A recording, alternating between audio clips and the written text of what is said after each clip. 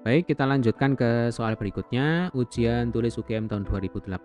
Kali ini soalnya berkaitan dengan peristiwa polarisasi pada seberkas cahaya, ya. Soalnya adalah berkas cahaya yang datang pada suatu medium dengan sudut sinar datang terhadap garis normal 30 derajat, sebagian dipantulkan kembali ke udara dan sebagian lagi dibiaskan.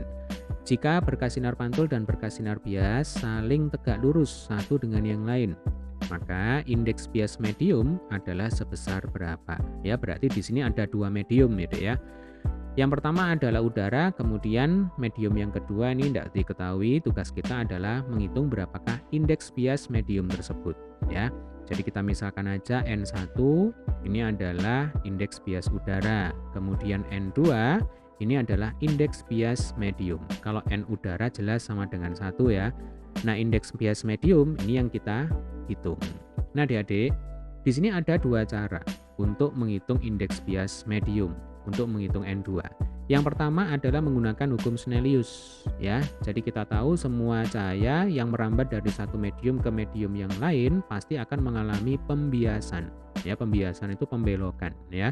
Nah, rumusnya adalah N2 per N1 sama dengan sin I dibagi dengan sin R.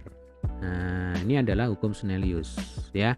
Jadi I itu adalah sudut datang, R itu adalah sudut bias. Nah, nanti kita bisa menghitung berapakah indeks bias medium, berapakah indeks bias N2.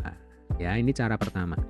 Kemudian cara kedua, di sini ada kata kunci, ya. Berkas sinar pantul dan berkas sinar bias saling tegak lurus. Kalau tegak lurus itu berarti sudut yang dibentuk antara sinar pantul dan sinar bias sama dengan 90 derajat. Nah, dari situ dapat kita simpulkan bahwa cahaya mengalami peristiwa polarisasi namanya, ya, yaitu ketika sinar pantul dan sinar bias membentuk sudut 90 derajat, ya, saling tegak lurus. Maka nanti kita bisa menggunakan rumus yang sudah jadi, ya. Pada peristiwa polarisasi itu berlaku persamaan tangen IP sama dengan N2 dibagi dengan N1, ya. Jadi ini khusus ketika terjadi polarisasi pada berkas cahaya, ya. IP itu adalah sudut datang dari cahaya yang menyebabkan cahaya tersebut terpolarisasi. Nah, kalau di soal ini diketahui IP sama dengan 30 derajat, ya. Jadi IP sama dengan 30 derajat. N2 jelas ya, itu sama dengan indeks bias medium, ini yang kita cari. N1 sama dengan indeks bias udara, nah ini sama dengan 1, ya. Nah, di video kali ini kita akan menggunakan cara yang kedua. Kalau cara yang pertama ini bisa kita kerjakan, tetapi nanti agak sedikit panjang, ya, percuma. Oke, langsung kita masukkan angkanya ya, Dek ya. Jadi tangen 30 derajat sama dengan N2, ini yang kita hitung ya, dibagi dengan N1. N1-nya berarti sama dengan 1. Jadi langsung aja di sini N2-nya saya ganti dengan NM ya. Nah, ini indeks bias medium. Berarti di sini aja ya. Indeks bias medium sama dengan 1 kali tangen 30, atau langsung aja indeks bias medium sama dengan tangen 30 derajat. Yuk, berapa tangen 30? Nah, tangen 30 itu adalah 1/3 akar 3, ya, atau 1 per akar 3. Jadi jika ditanya berapakah indeks bias medium, maka jawabannya adalah 1 per akar 3 ya, Dek ya. Jadi jawabannya adalah yang D.